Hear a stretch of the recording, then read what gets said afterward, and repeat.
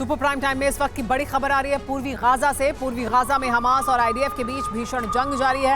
Gaza के अल जायटाउन में जबरदस्त गोलीबारी हो रही है। आईडीएफ के हमले में हमास के कई लड़ाकों की मौत हो गई है, ऐसी जानकारी मिल रही है।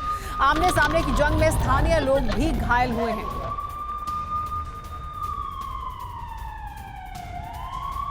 एक और बड़ी खबर, हमास के रॉकेट हमले का विस्फोटक वीडियो सामने आया है। अशदोद के हाईवे नंबर 4 को निशाना बनाया गया। रॉकेट हमले के चलते हाईवे पर जोरदार धमाका हुआ। कार के डैश कैम में रिकॉर्ड हुआ है अटैक का वीडियो।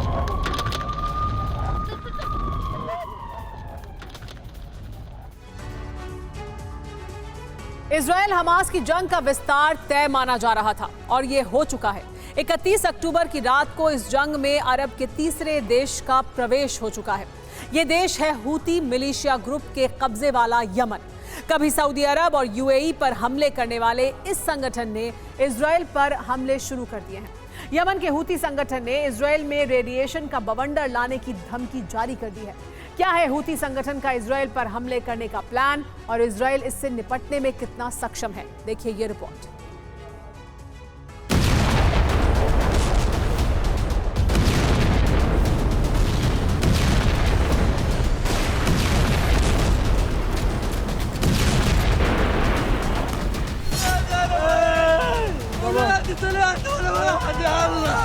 أنا لا بد للشعوب العربية والإسلامية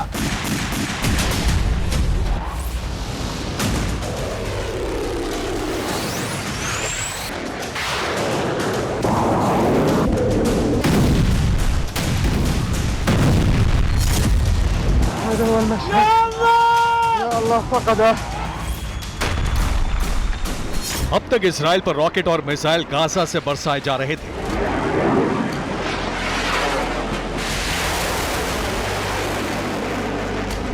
लेकिन अब तीसरे देश की सीमा से मिसाइल हमले होने लगे।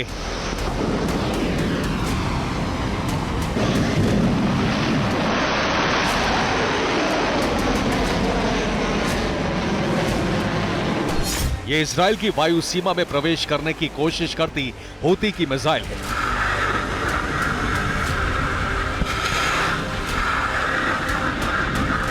इसे लाल सागर के ऊपर इजराइल ने ध्वस्त कर दिया।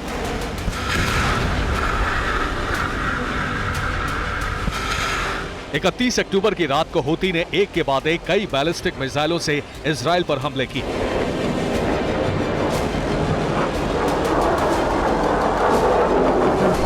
इजराइल ने इन मिसाइलों को हवा में ही नष्ट कर दिया।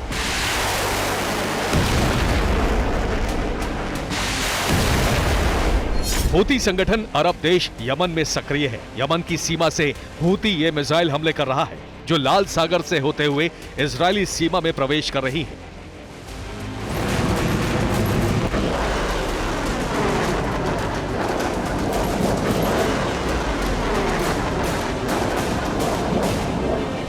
हूती ने इजरायल पर हमले करने का ऐलान कर दिया है।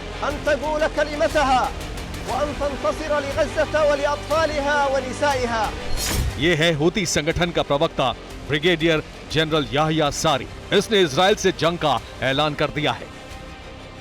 ما يتعرض له قطاع غزة من عدوان إسرائيلي أمريكي غاشم، حيث المجازر اليومية والإبادة الجماعية والدمار الشامل والحصار الخانق، كل ذلك أمام مرأى ومسمع العالم وبدعم أمريكي غربي لا محدود.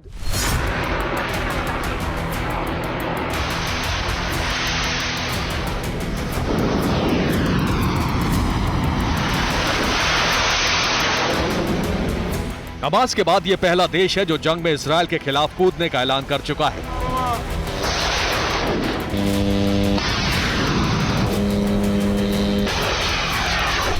बात इतनी ही नहीं है, हूती का टारगेट है इजरायल में विनाशक रेडिएशन बवंडर।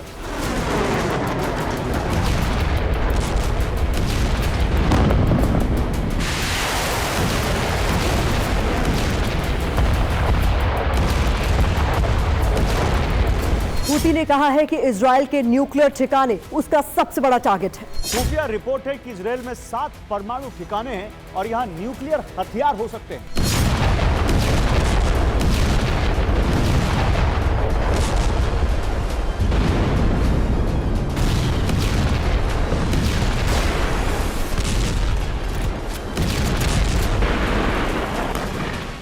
Federation of American scientist, centre for non proliferation studies और कार्नीज एंडाउमेंट फॉर इंटरनेशनल पीस की रिपोर्ट है कि नेगेव रेगिस्तान में डिमोना नाम का एक न्यूक्लियर रिसर्च सेंटर है।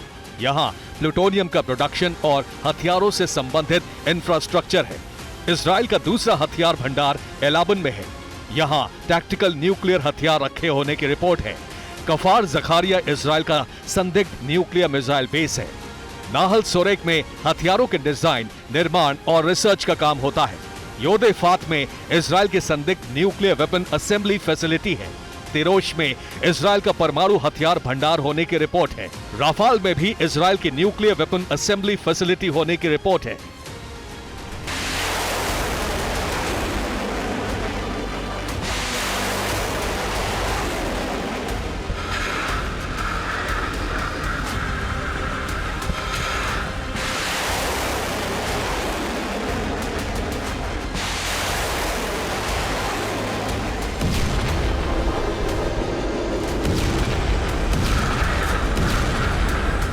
इजराइल आधिकारिक तौर पर परमाणु शक्ति तो नहीं है, लेकिन दुनिया भर की खुफिया एजेंसियां मानती हैं कि उसके पास परमाणु हथियार है और ये सारे परमाणु ठिकाने हूती के निशाने पर हैं।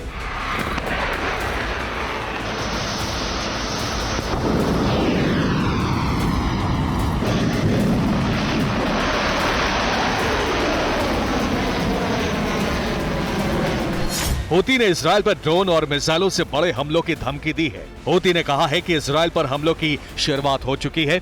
उसकी बैलिस्टिक और क्रूज मिसाइलों सहित आत्मघाती ड्रोन भविष्य में हमला करने के लिए तैयार हैं।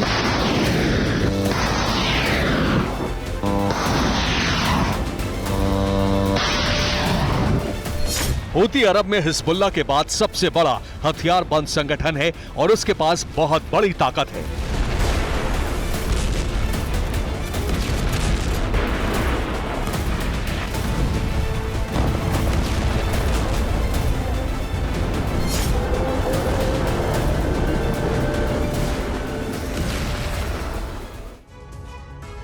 हूती के पास ईरान से मिला शाहिद 136 आत्मघाती ड्रोन है।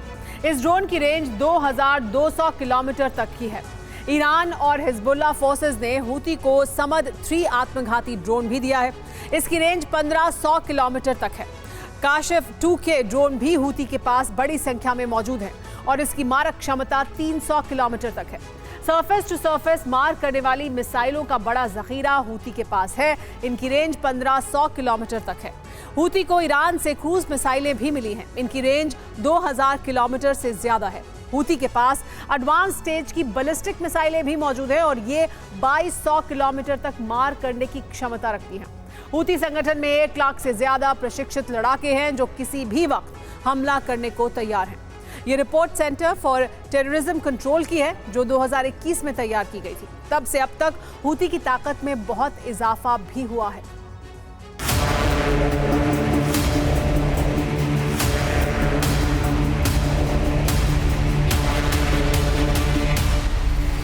हूती ने इजराइल के खिलाफ अपने संपूर्ण शक्ति प्रयोग का ऐलान कर दिया है। ये यमन में हूती की मिलिट्री परेड है जो सितंबर के महीने में ही हुई थी। इस परेड में हूती ने अपना शक्ति प्रदर्शन किया था। अब इसी तरह की मिसाइलों से हूती ने इजराइल पर हमले शुरू कर दिए हैं।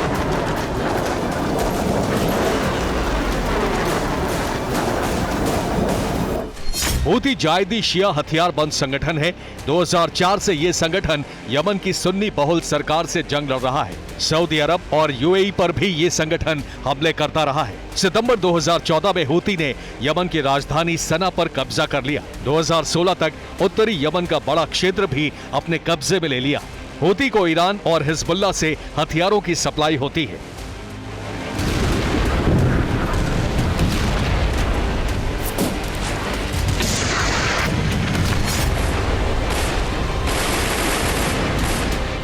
अब ये संगठन ईरान के इशारे पर इजराइल के खिलाफ जंग में उतर गया है और इजराइल ने इससे निपटने के लिए अपने सबसे आधुनिक defence system missile killer arrow 3 से पहली बार मिसाइल इंटरसेप्ट की है।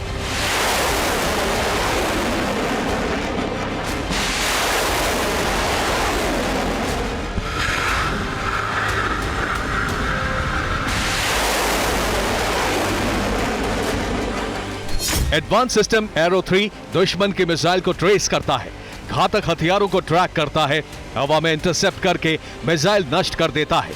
क्रूज बैलिस्टिक मिसाइलों पर अचूक हमला करता है। इसकी रेंज 2400 किलोमीटर है। इसकी कीमत 17,000 करोड़ रुपए है।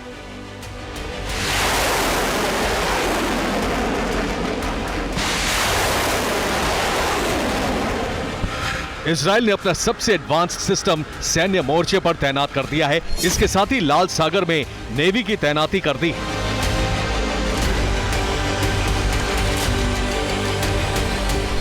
हूती के हमलों को रोकने के लिए इजराइल का डिफेंस सिस्टम तैयार है और नेवी से उसके ठिकानों पर बड़े हमले किए जा सकते हैं। यानी इजराइल पर लेबनान के बाद यमन भी हमले करने को तैयार है।